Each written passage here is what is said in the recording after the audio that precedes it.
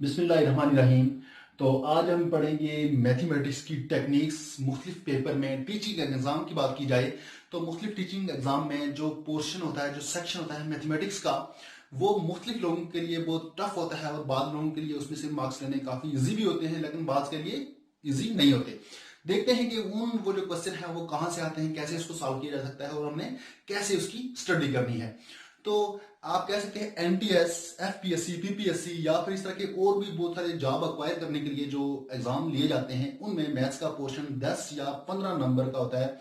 और वो जो 10 या 15 नंबर होते हैं, जिनका सब्जेक्ट मैथमेटिक्स होता है, या उन्होंने अगर मास्टर मैथमेटिक्स में की हुई है या फिर उन्होंने ग्रेजुएशन में मैथ्स पढ़ा हुआ है, तो उनके लिए वो मार्क्स लेने बहुत ही इजी हो जाते हैं। जबकि ऐसे लोग जो मैथ से फेमिलियर नहीं होते, उनका सब्जेक्ट मैथ्स नहीं होता, तो उनके लिए ये मार्क्स बहुत मुश्किल होते हैं। और ये जो वीडियो है ये स्पेशली उनके लिए बनाई गई है। वीडियो को पूरा लास्ट तक देखें, मुकम्मल वीडियो देखें, ताकि आपको जो टेक्निक है, इस टेक्निक के बारे में इल्म हो जाए। अब देखते हैं कि ये जो मार्क्स हैं ये कहां से आते हैं और कैसे इसको लिया जा सकता है, और कौन से पोर्शन पे फोकस करना चाहिए और कौन से पोर्शन पे फोकस नहीं करना चाहिए।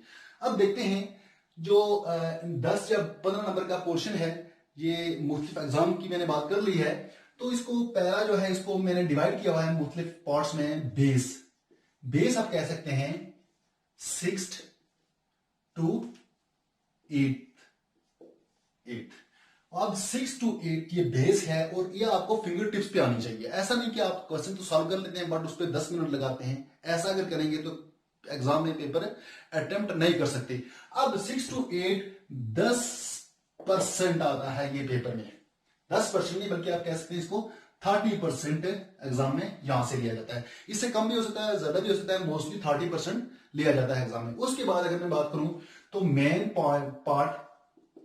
मेन जो है वो 9th to 10th, ये 50% इस पोर्शन से मैथ्स का हिस्सा लिया जाता है। अब उसके बाद अगर देखें तो उसको मैं हाई का नाम दूंगा। हाई ये first year to second year, यहां से तकरीबन 10% लिया जाता है। और बाद ऐसा भी होता है 10% से कम होता है, या पर बिल्कुल टच नहीं किया जाता। अब उसके बाद अगर बात करूं, उसको मैं हाईएस्ट का नाम दूंगा हाईएस्ट ग्रेजुएशन।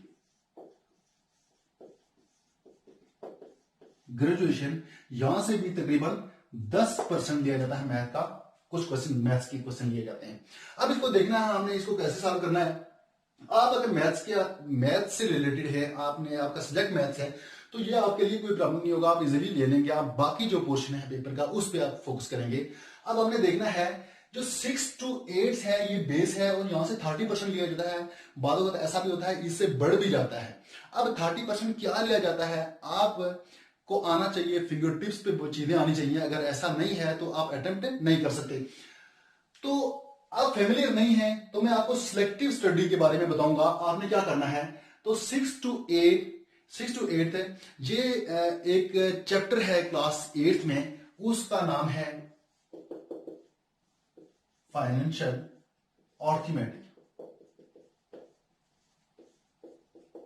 अर्थमेटिक। इस चैप्टर को किसी भी 8th क्लास की जो मैथ्स की बुक है वहां से आप लेके इसको आप मुकम्मल डिटेल से इसको पढ़ लें। एक चैप्टर ये आ गया। उसके बाद आप इसका जो दूसरा चैप्टर है फैक्टराइजेशन, एक वो चैप्टर है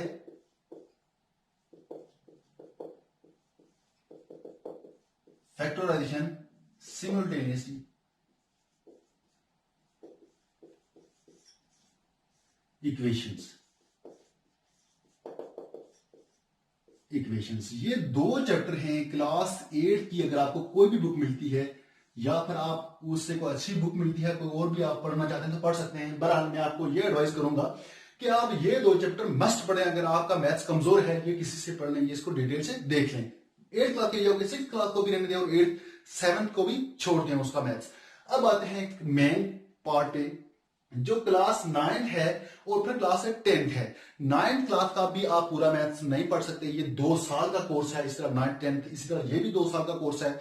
और 2 साल का कोर्स आप कभी भी 2 माह या चंद दिनों में उसको कंप्लीट नहीं कर सकते। अब आप क्लास 9 का एक चैप्टर ले लें, ट्रिग्नोमेट्री। ट्रिग्नोमेट्री के बस आप फार्मूला इसको याद कर लें। फार्मूला, वो फार्मूला आप ज़हन में रखें। ट्रिग्नोमेट्री के साइन थीटा इसके इक्वल है, sine theta plus cos theta क्या है, इसका साइन थीटा और टेन थीटा क्या है, और इसी तरह के कॉस थीटा और टेन थीटा किसके इक्वल है। ये चंद जो फार्मूले हैं ये आपके ज़हन में होने चाहिए, ये भी आ सकते हैं पेपर में, अक्सर आते हैं। अब ये आ गया 9 का, ये क्लास 9, ये भी क्लास 8। इसी तरह 10th क्लास की अगर बात करें तो 10th क्लास में आपने सिर्फ एक चैप्टर पढ़ना है, वेरिएशन। वेरिएशन का चैप्टर आपने डिटेल से पढ़ना है। तो जब वेरिएशन का चैप्टर आप डिटेल से पढ़ेंगे, इसमें से आपके 3 या 4 क्वेश्चन इजीली हो जाएंगे। और इन ये क्लास 10th में एक चैप्टर, क्लास 9th में एक चैप्टर क्लास 10th एक चैप्टर, क्लास 8th 2 चैप्टर। अब आते हैं फर्स्ट ईयर पे। तो फर्स्ट ईयर ऐसा लेंथी कोर्स है, उसमें अगर कहा जाए तो उसमें सेक्वेंट सीरीज हैं, उसके बाद परम्यूटेशन एंड कॉम्बिनेशन, उसमें से कोई फार्मूला दे सकता है, उसमें से कोई बात भी पूछ सकता है। उसके बाद ट्रिग्नोमेट्री की अगर बात की जाए तो ट्रिग्नोमेट्री फर्स्ट ईयर की जो ट्रिग्नोमेट्री है उसमें तकरीबन 100 से 100 के लगभग या इससे ज्यादा भी हो सकते हैं फार्मूले हैं, वो आप याद कर नहीं सकते अगर आपका सब्जेक्ट नहीं है। तो इसलिए मैं ये कहूंगा कि इस हायर लेवल को आप छोड़ दें, इसको मुकम्मल छोड़ दें, इसको टेस्ट नहीं करें क्योंकि ये 1 साल का कोर्स है, ये आप कभी भी चंद दिनों में तैयार नहीं कर सकते, इस पे आपका टाइम जाया होगा। अब उसके बाद इस तरह फर्स्ट ईयर सेकेंड ईयर की बात करें तो वहां कॉनिक सेक्शन में से कोई चीज आ सकती है। फिर इस तरह इंटीग्रेशन का कोई फार्मूला आपको दे सकते हैं, कोई छोटा सा दे सकते हैं कि इसकी इंटीग्रेशन क्या होगी या इसकी डिफरेंशिएशन क्या होगी, वो आप उसको कभी भी नहीं कर सकेंगे अगर आपका सब्जेक्ट मैथ नहीं है। इसके बाद ये आप हाई लेवल को छोड़ दें। इस तरह अगर हाईएस्ट लेवल पे जाएं तो ग्रेजुएशन 3 साल का कोर्स है, 4 साल का कोर्स है, ये बहुत बड़ा कोर्स है। तो इसको आप अगर कहें कि मैं चंद दिनों में ये मोटी मोटी चीजें देख लूं और मैं पेपर को अटेम्प्ट कर लूं, ऐसा पॉसिबल नहीं होता। अब आपने क्या करना है, आपने करना यह है कि ग्रेजुएशन में देखें कि आपको पीडी इक्वेशन के बारे में कुछ आ गया, आपको ओडी के बारे में कुछ आ गया, आपको कोई लेंथी सी इक्वेशन दे दी, उसका फार्मूला दे दिया गया, वो बहुत बड़ा कोर्स है, आप उसको कभी तैयार नहीं कर सकेंगे। इसलिए आप इस सेक्शन को भी ड्रॉप कर दें, फर्स्ट ईयर सेकेंड ईयर को भी आपने ड्रॉप कर दिया, ग्रेजुएशन को भी आपने ड्रॉप कर दिया।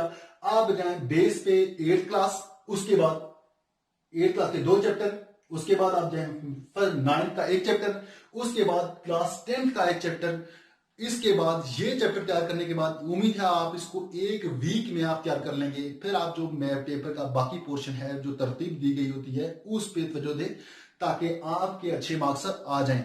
अदरवाइज अगर आपको कोई कहेगा कि मैं आपको ये पूरा मैथ्स पढ़ाऊंगा फर्स्ट ईयर का या सेकंड ईयर का या फिर 9th का 8th का, तो वो झूठ बोल रहा है, वो गलत है। आपको अगर एक्स्ट्रा कोर्स पढ़ाया जा रहा है एग्जाम की तैयारी के लिए तो आपके लिए बिल्कुल मुनासिब नहीं है। आपको जो चीजें मैंने बताई हैं तो अगर आप इसमें मुतमिन हो तो आप ऐसा ही करें। अदरवाइज बाकी एक्स्ट्रा चीजें पढ़ने की आपको कोई जरूरत नहीं मैथ्स के बारे में। आप मैं जो टीचिंग एग्जाम है या फिर कोई भी जॉब अक्वायर करने के लिए जो एग्जाम देते हैं उसमें जो बाकी पोर्शन है उस पर तवज्जो दें ताकि आपके अच्छे मार्क्स आ जाएं, आप किसी को compete कर सकें। अदरवाइज आप अगर इन चीजों पे जोर लगाएंगे तो आप कभी compete नहीं कर सकेंगे। इसकी वजह से आपके पेपर का जो बाकी पोर्शन है, बाकी सेक्शन है, वो भी कमजोर हो जाएगी और आप मुकाबले में नहीं आ सकेंगे।